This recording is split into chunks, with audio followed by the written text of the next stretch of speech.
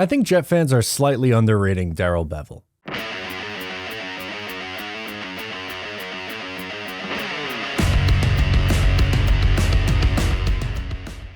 Hey, what's going on? I'm Matt O'Leary, back with another video. Today I wanted to talk about Darrell Bevell, someone who the Jets interviewed for their offensive coordinator position, and why I think some Jet fans are underrating him a little bit. Before we get started today, I just wanted to mention you can follow on social media at Matt O'Leary NY. Also, if you haven't already, please make sure to check out the Just Jets podcast. Many have scoffed at the name Darrell Bevell, and while he may not be my favorite option as the offensive coordinator, I don't think he is a terrible option, and I think you could do a lot worse. And people are going to point to, most recently, Jacksonville and Detroit for his failures as an offensive coordinator and interim head coach. And while I think there were some flaws there, can we give some full context to the entire situation? And that's what I kind of want to do today, is just go through and talk about his stops in his 4 different places with the Vikings, Seahawks, Lions, and Jaguars, and why I think he deserves another offensive coordinator chance and why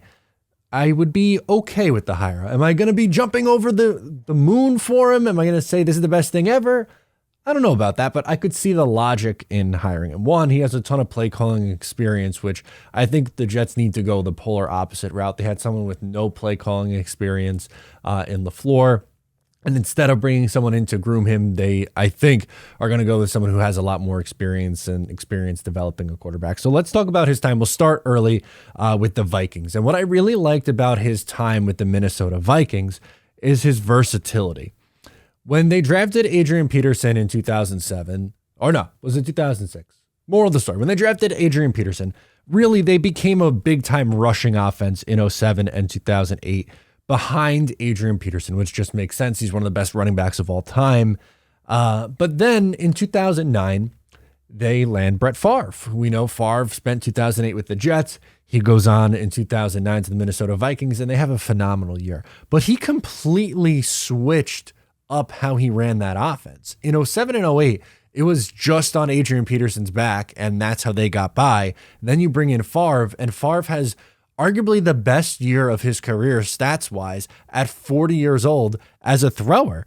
They finished 5th in yards and 2nd in points that year in 2009 with Brett Favre. And I know, earlier in 2007, 2008, they didn't really have the quarterback, so they weren't really finishing with these great numbers in terms of yards and points output, but he had the versatility of putting a focus on the run game and then a passing attack when need be. And again, Favre had a really good season there with them in 2009. It kind of fell apart in 2010 there on when they tried to run it back. But overall, I think he did a really nice job with what he had in Minnesota. To me, the really big success was the Seattle Seahawks. He was there a bunch before things started to fall off a little bit in 2016 and 2017.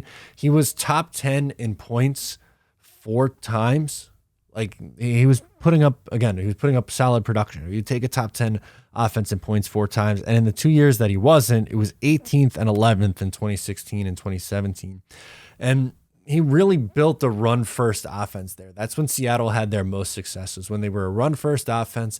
And then you built off of the play action game, and Russell Wilson could make his plays and was a solid quarterback with a really great defense and a good run game. Isn't that kind of what you want the Jets to be and what the Jets are building here? They have an elite level defense, the top 5 defense right now. You have Breece Hall, Michael Carter, Bam Knight. Don't you see like the connection to those early, the Legion of Boom era Seattle Seahawks to this era of Jets football?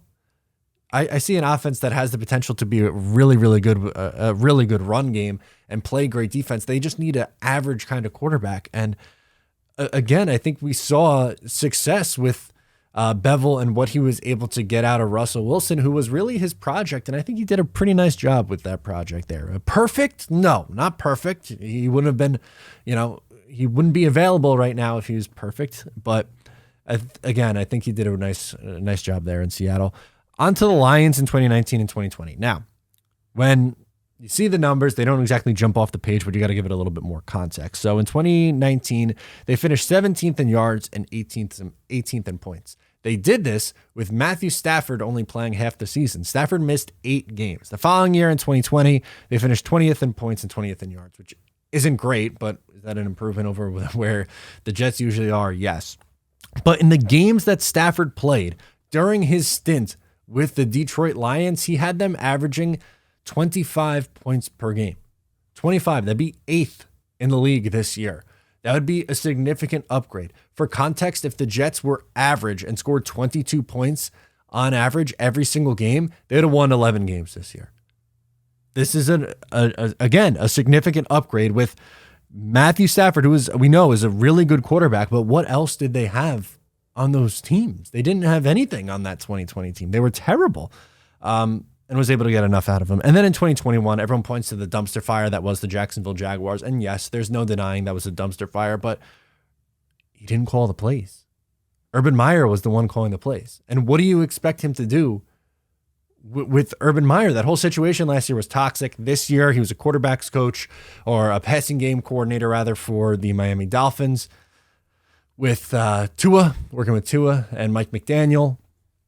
Listen, is it a perfect solution? No, I don't think there necessarily is a perfect solution for the New York Jets offensive coordinator, but I think he's a lot better than most Jet fans give him credit for.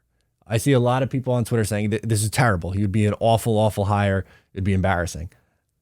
I don't necessarily agree with that. I think it would be okay. And I think I've given you the context to show why it could be okay with the success, or at times moderate success, that he had in 3 different places with the Vikings, the Seahawks, and the Lions, with 3 different kind of offenses along that stretch. So anyway, let me know your thoughts down below in the comments. Thank you so much for tuning in. Once again, I'm Matt O'Leary, and I'll catch you next time.